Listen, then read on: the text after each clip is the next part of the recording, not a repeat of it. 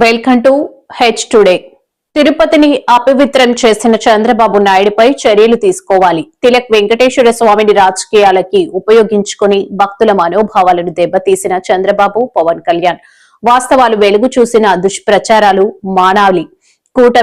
కూటమి నాయకులకు బుద్ధి ప్రసాదించాలని టెక్కిలి వెంకటేశ్వరుని గుడిలో పూజలు నిర్వహించిన తిలక్ మరియు వైఎస్ఆర్సీపీ నాయకులు. ఆ దేవుని ఉండటం వల్లే ఈ ఆంధ్రప్రదేశ్కి వెలుగొచ్చిందని చెప్పి ఆంధ్రప్రదేశ్లో ప్రజలే కాదు ప్రపంచంలో ఉన్న ప్రజలందరూ కూడా కోరుకునే సందర్భం. అలాంటి దేవాలయంలో లడ్డూని ఒక భూతద్దంలో పెట్టి లడ్డూనిలో కలుషితం చేరింది.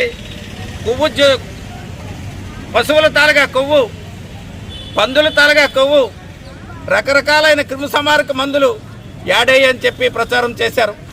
ప్రజల్ని నమ్మించడానికి అనేక ప్రయత్నాలు చేశారు. ఈరోజు మీరు అధికారంలో ఉన్నారు.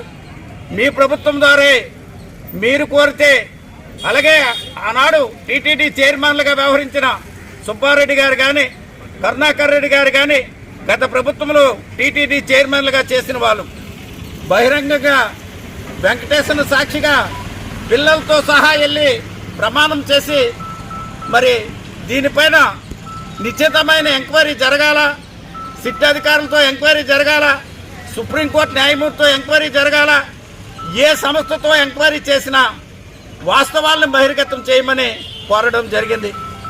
దానికి అనుకూలంగా కేంద్ర ప్రభుత్వం స్వయంగా కేంద్రంలోనే డీజీపీ స్థాయి అధికారిని నియామకం చేసి స్వయంగా పంపించి సిట్ అనే అధికారులతో 8 మందితో కమిటీ వేసి గడిచిన సంవత్సరంన్నర కాలం నుంచి అన్ని విధాలుగా ఎంక్వైరీ చేసి వాళ్ళు నిన్న ఛార్జ్ షీట్లో స్పష్టంగా నమోదు చేశారు.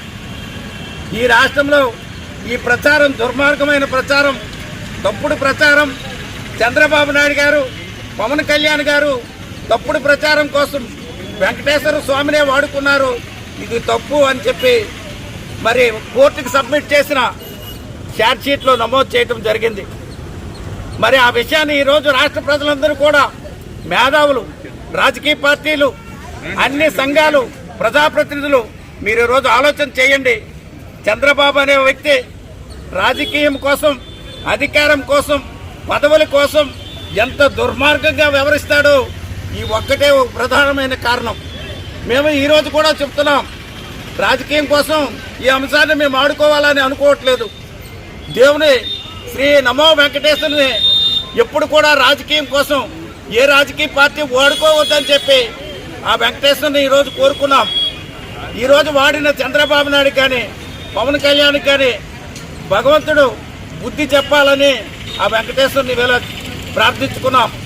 డెక్కల్ నియోజకవర్గంలో ఉన్న 4 మండలాల్లో ఉన్న వైఎస్ఆర్ పార్టీ నాయకులు, పార్టీ శ్రేణులు, కార్యవర్గ సభ్యులు అందరూ వెళ్ళి వెంకటేశ్వర స్వామి ఈ చంద్రబాబు నాయుడు, ఈ పవన్ కళ్యాణ్ చేసిన ఈ దుర్మార్గమైన ప్రచారాన్ని ప్రతి వ్యక్తి, మహిళా సోదరీమణులు, హిందూ భక్తులు, అన్ని వర్గాల వారు కూడా ఈ వాస్తవాలను ఈరోజు మీరు తెలుసుకోండి.